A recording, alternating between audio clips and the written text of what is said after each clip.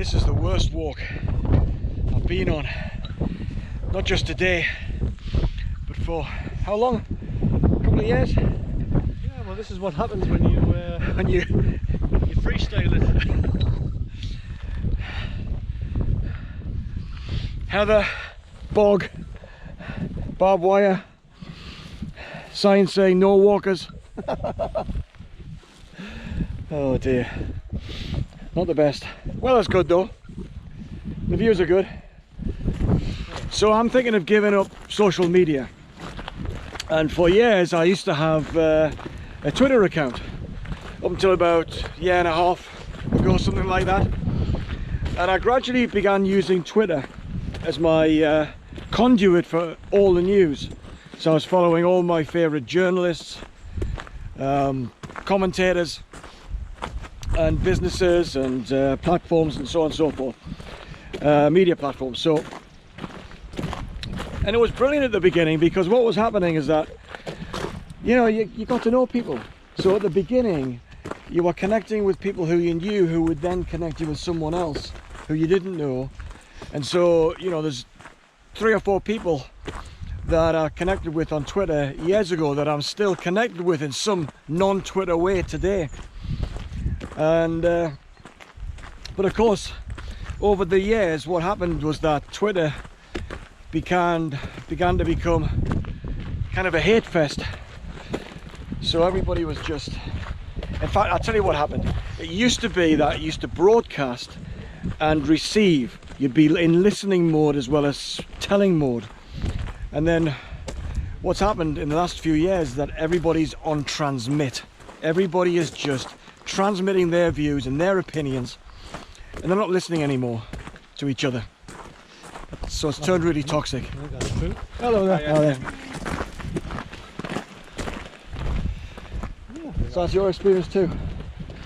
You know, when social media began, I think like everyone, you wanted to get involved in it, you know. It's a bit like when Friends Reunited came along. Everyone thought, oh, that's a great idea, isn't it? Getting in contact with all of these people who I've lost contact with since leaving school. But what people maybe don't realise is that you lost contact with these people because they didn't interest you, or you didn't like them, and you made your own friends and you made your own path in life. So that's why friends. Oh, they didn't like you. Oh yeah, well, quite late. But you can't speak for other people. You can only speak for yourself.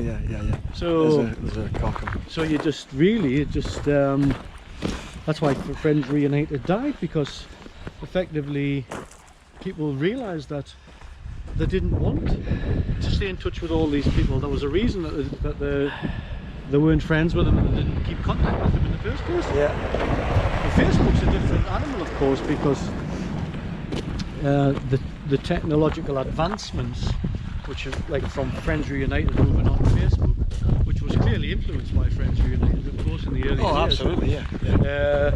Was that then you could post things. I mean, you couldn't post videos and things in the first instance, but then when that ability to come along, you put your great quality photos on. Of course, smartphones have improved, so the quality of photographs has improved, and it's more interesting, more engaging. But then people realised, I think, with Facebook, is that very much for the same reasons that you said about Twitter, about being on transmit mode.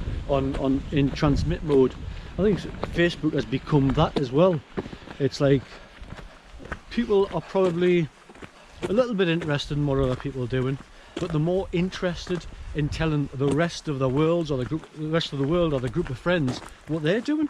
Well, I think before we completely diss Facebook, because you know I'm going to come off Facebook as well. I think one of the things that I've learned, I agree with everything you said about the where it's come from and how it's developed and how it's generally been a good thing for many people. And I agree that people are in transmit mode, but they're not on transmit mode as much as they are in passive I couldn't give a damn mode. So you find that, I mean, I've got about 140 connections, friends on Facebook. I wouldn't be surprised if there's more than 20 of them are active. Everybody else is dormant, so they pop up once in a blue moon. So I think Brexit put pay to Facebook, didn't it? People's political views. started to come out, and people hadn't really talked about political Yeah. things on likes of Facebook before then. Really, not really anyway. And if they did, it was quite an interesting thing to have a read of and engage with. But it wasn't like the partisan kind of thing that you had with Brexit, you know, where people picked their camp, and it got vicious. It got vicious within families in real life, and it certainly got vicious on Facebook. Yep. And then you had the Trump thing, yeah, the Trump president, election, and that polarised people as well. You know, and now you got COVID. And all of these. I mean, I think COVID. I think the whole COVID thing is, in terms of like people talking about it on Facebook, people are weary. They're weary of taking a position. It's almost like they've become a bore. If you're talking about anything mildly sort of intellectual, you know, like climate or the science behind COVID or anything political, people just think you as a bore now. So I'm sure people... Of course, that must be me. Well, yeah. That must be me. People have had enough of it. Yeah. I think people have got limited bandwidth for that sort of thing. Yeah. And it's bad news every day. I said this earlier on when we were out. The trouble is with smartphones and social media is it's bad news several times a day. Every time you look at the screen, it's, you know, apart from the odd sort of fluffy cat video that makes you laugh, it's pretty much bad news. And I just don't think as humans we can take that much of an onslaught mentally. Basically, we think it's passive. We do. We think it's passive. Oh, I'm handling it. I've just read that post. It's upset us a little bit, but so what, you know. But collectively, cumulatively over time, I think that can have such a bad effect or a detrimental effect on your mental health. So basically, I'm thinking of coming off Facebook, and I have to recognise that it's provided some enjoyment. It's provided a means of staying connected with people from my past who've dispersed literally around the globe. But also, it's been a great platform where I can connect with local friends, where we can share who's doing what and when. Are we going out for a hike or a bike ride or a social event and so on. So it has been good. But when we talk about things like Brexit and Trump and COVID, anything that's controversial in the news, people have gone to ground, and so people aren't having the debates they were having a few years ago. It's a little bit like I said about Twitter, where everybody is either on transmit mode or not engaging at all, not offering a view at all. So one of the things I've learned, and I heard just the other day, somebody described it really nicely when you think about how important you might be as an individual. So a real good lesson is to put your hand in a stream, and you can see the water running around your fingers for a short period of time, and then you lift your hand out and the stream continues rolling, and that's life. So the bottom line is that people don't care that much about what goes on outside their immediate circle, or even themselves. So it's kind of a nice sobering lesson, sobering reminder that we're not that important to other people. It's a good thing to bear in mind generally, I think. And I think there's a level of self-importance as well, you know, with connectedness. You know, that I'm not just talking about social media, I'm talking about having your mobile phone on all the time, receiving your emails. It's like, why are we so important that we need to be connected all, you know, once upon a time, the only people that were connected were like sort of businessmen and stuff like that who need to be contacted 24/7. Yeah, business owners and things. Yeah. But now everyone feels that they need to be connected. And you don't need to be connected. That's one of the things I'm starting to learn since coming off most social media, is that I don't need to be connected. Yeah. And yes, it's nice to see what other people are doing, but you know, every now and again, not like every minute of the day. I find it not that interesting, and I wouldn't think anyone would be interested in me sharing every aspect of my life on there as well. I just think people have, it's narcissism, isn't it? Basically, people have become narcissists, but in a bad way, that they feel that they're so important that they need to be connected to the world. I mean, I agree that the narcissism is a thing, and that, you know, narcissistic behavior is ultimately bad for the individual. But I don't think that it's people think that important. I think there's a desire in people to reach out, to stay connected. So in this digital world, when we're not connected, you know, nobody uses the landline anymore. You used to phone up your friends at 9 o'clock, 10 o'clock, 11 o'clock at night. You'd have long conversations with your mates. And nobody does that anymore. You got a mobile phone, and they text you first now. So you rarely have the phone call, the long phone call. Why do they text you first? Because they reckon that you're busy. That's right. They think you're important. Well, I think you're important, and you're dealing with something important that you can't be called at home anymore. No, I think people have just got used to the idea that they manage their own time now. They don't welcome the interruption from other people. I don't think that's necessarily think that they're particularly. Self-importance? I don't know. It is self-importance. It is, David. It is. I don't know. People are so self-important now that they can't even be called at home.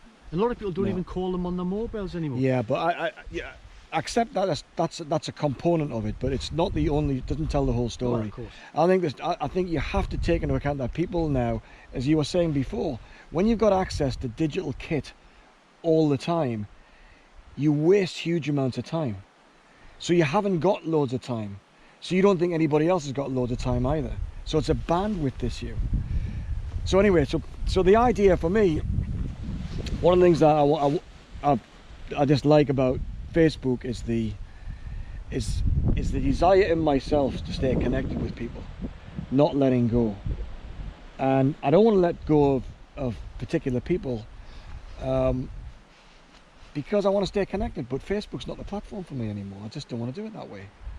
Well, I mean, that's a dilemma. You know, it is a dilemma. You want to stay connected with people that understand that. But so it is tricky. But I don't think social media connects people. Oh, it did. It did as closely as people actually believe it does. Oh no, I know. Not like a phone call or a meeting in person. Yeah. That's what connects people. All the nuances of a conversation you don't get, you know, putting it into text. I mean, they say like text and written words are something like 20% of the component of communication. The rest of the meaning is like the 80%. Yeah. You know, all the nuances that you get in a real face-to-face interaction, and we've substituted proper interactions with this digital alternative, and it's toxic. It's bad. It is bad for people. It is really bad for people. So I would argue it's better not to be connected to as many people in a digital form, and just keep your circle of friends. I mean, I'm not saying stay off completely. You know, you check in every now and again, but well, that's something I admire in people, that they can, you know, I suppose I'm not as active on Facebook as I used to be, but I'm still active. I just feel that there's things that are worth sharing with people, and I know people self-censor, and there's no doubt about it. There'll be others who won't welcome what other people post, or particularly what I'm posting. So it is this dilemma is that this desire to express an opinion. That's why people write. That's why people become journalists and authors, because there is a desire to crystallize your thinking and then put it down somewhere, because the act of putting it down somewhere has a certain it's kind of cathartic. What it is, it completes a circle. You've expressed opinion, you've gone public with that opinion, be it on in a book, a blog, or on something like Facebook, and people are left in little doubt that, okay, that's that person's opinion. That's kind of a good thing. People have that desire to do something like that. So just being completely off everything is not the answer either. But I do admire people who are not active in something like Facebook and can leave it behind for months and then just come back and post one or two things and then they're gone again. I admire them. Well, I think the true measure of having an opinion and expressing an opinion and getting true feedback on that opinion is something like YouTube. Facebook's different because it's mostly friends and acquaintances and stuff like that, and you're never going to get a true, you're never going to get honest feedback from people who you know and people who don't want to upset you and all the rest of it. So I think it's the wrong place to put a viewpoint over. Yeah, and of course, true, yeah. you've got to ask yourself, why are you trying to convince your friends of something? Really, if you've got something to say, try and convince the world. Well, no, because we used to sit in the pub and argue for 3 or 4 hours a Yeah, night but with not with 140 people. No, well, you don't. But I mean, you don't expect 140 people to suddenly spring into action because you post something and expressing an opinion. But you know, you did go out with your mates and we used to discuss and argue all sorts of things. I disagree with what you just said, because I think 140 people will react, but they'll not necessarily respond, but they'll react. No, because I wonder how many people have muted you since posting stuff on COVID, and people are just worn out with it. Oh, that's probably true. I mean, apparently there's a way you can check whether somebody's muted. I didn't go there, but I think the point I'm making is that we used to go to the pub, or we'd go on a hike with our mates and we'd discuss and argue the things that are important, matters of the day. Healthy stuff. And because people don't do that so much as they used to do, and also it's a function of getting older, and the Facebook demographic tends to be older as well, so these people don't physically get connected as the way they used to, that they're putting it using the digital platform to do that. And I think that I think that does warrant people expressing an opinion. Now, I know that some people, or most people, are going to say, I don't want to engage with that because that's a rabbit hole. That's going to take up hours and I might lose a friend or something like that. Might fall out. I can absolutely understand that, but we need these outlets in order to connect with other people and understand what our viewpoints are, where other people stand on important issues. Otherwise, they're just physical human beings who you may or may have a superficial friends, or you might have a laugh with now and again. But you don't really know anything about them and what they think and feel, and what they'll die on a hill for. I want to know that about friends. So you're trapped. Maybe, yeah. You're trapped in this Facebook funnel, really. Yeah. And it's like the whole world is funneling down to this tiny little screen.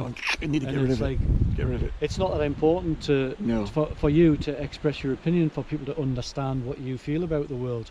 Now, people write books, of course, and people can choose to read books or read papers or whatever and all the rest of it. But I think there's merit in the quality of your writing and the medium in which you're using it.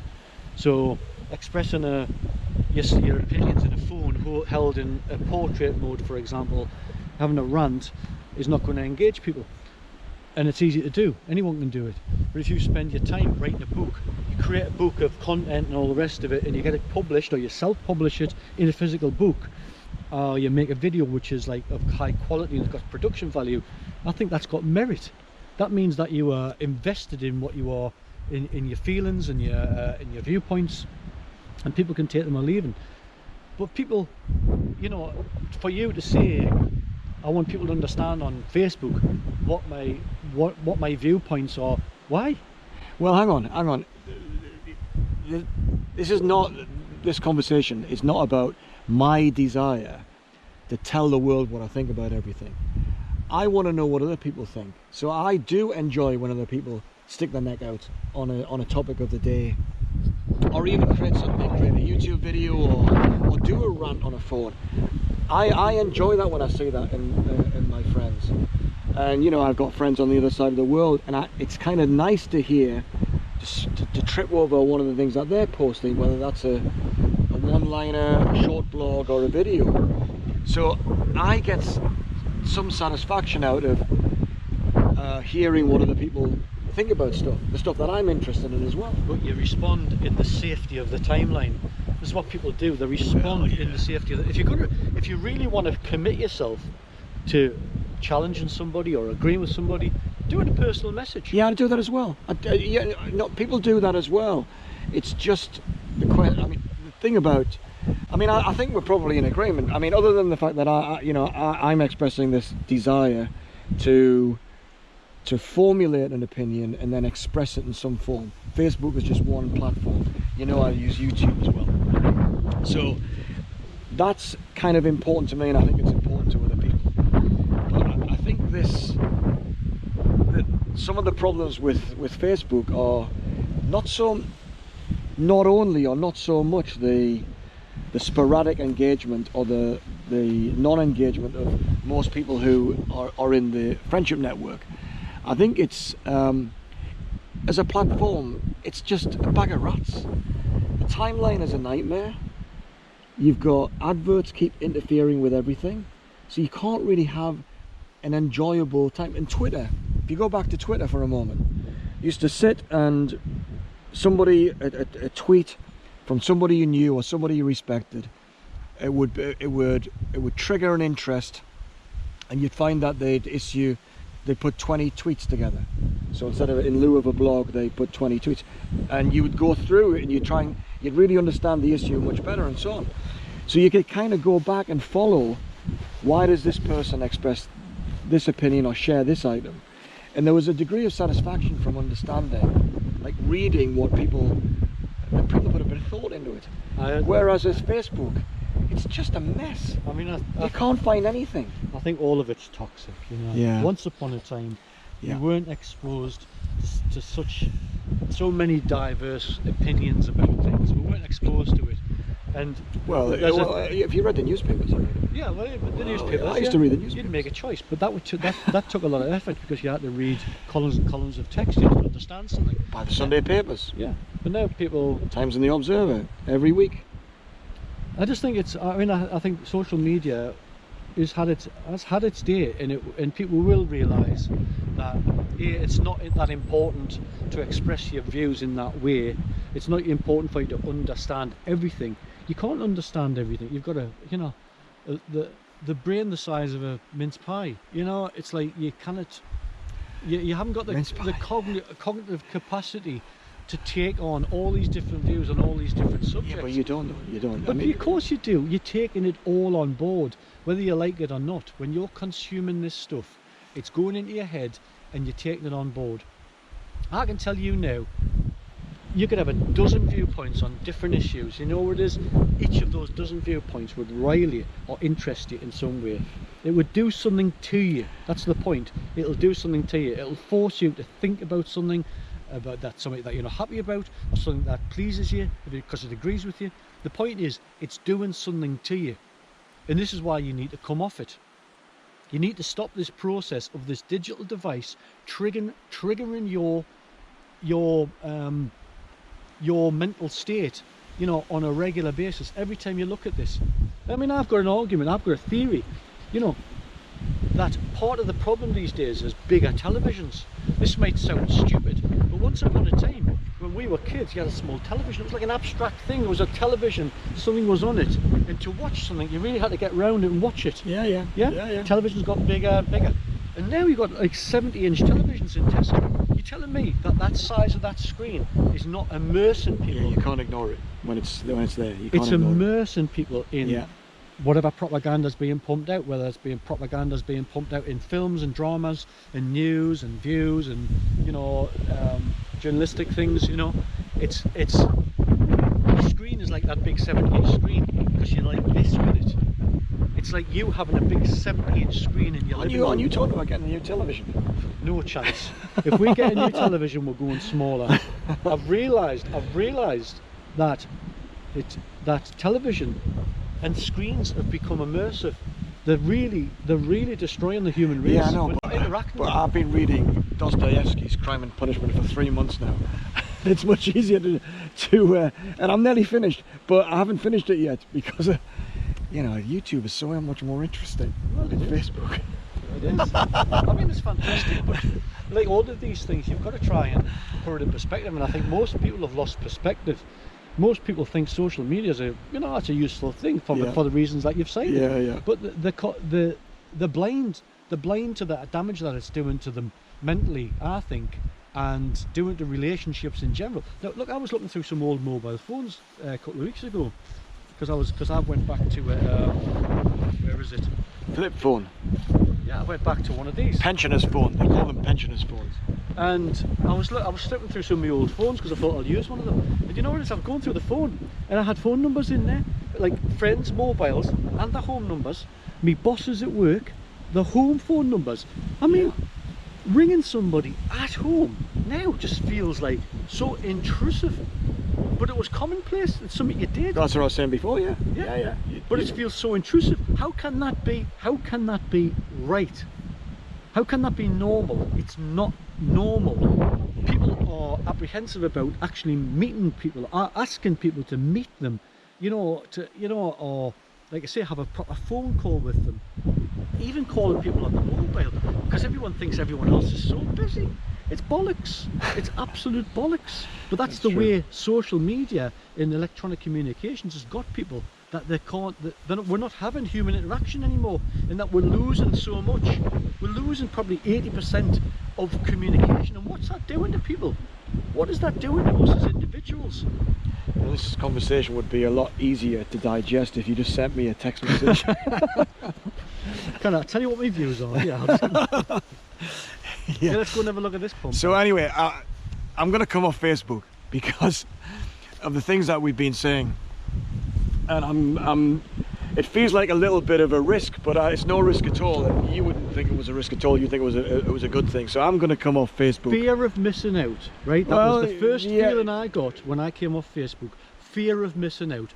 Within 2 weeks, I thought, I don't really give a shit. Why the hell was I so wedded to this platform and so important for me to know what other people are doing? Well, I've come to think, why has that become so important in my life? What other people are doing? Surely I've wasted so many years. I'm his brother. He doesn't give a shit about what I'm doing. I've wasted so many years wondering about what, or being engaged in what other people are doing, and I've probably lost my own way in many respects. Yeah. Well, anyway, I think we agree. I think you're at least 2 steps ahead of me because you've gone through and suspended the account or whatever.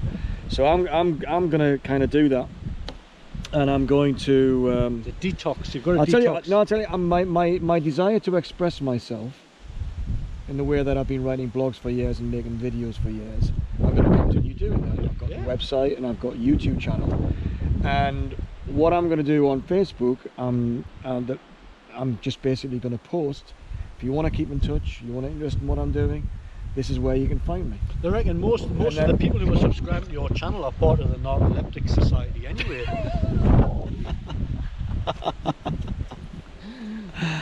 I mean, who doesn't want to watch a 20-minute hyperlapse video? It's just because I've got more subscribers than you. I think it's a good idea. I think making a video and sticking it on YouTube is a good idea, because you can look back and you can look back at how you thought about it at a point in time. So I think it's good for you. And chances are, in 10 years' time, I'll probably think I'm a bit embarrassed about it. I'm going to take it down. 10 years. 10 minutes. No, what I mean is that you felt that you should have this viewpoint and express it, and I don't think it's necessarily about the actual subject matter. It's the fact that you felt that you are important enough, or you felt that you were important enough to express your views in something that you've curated on YouTube, for YouTube. And I just think in time to come, people will look back. I know I already have started looking back at stuff and thinking, right, who the hell did I think I was, standing up there making a video talking about this? I'm nobody, and I didn't even do it very well. At least we agree on something.